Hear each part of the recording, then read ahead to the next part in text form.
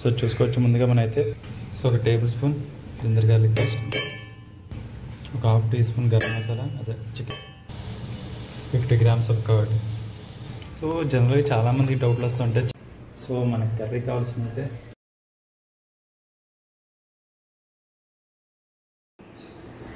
మిర్చి వేసుకోవాలి, కర్రీ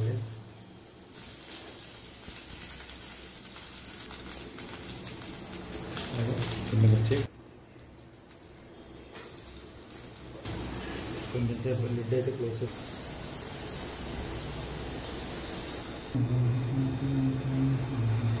మనం ఇప్పుడు ఎక్కువ వేసుకోకూడదండి. అది ఎందుకనేది నేను మీకు ముందు మీకు అర్థమవుతుంది.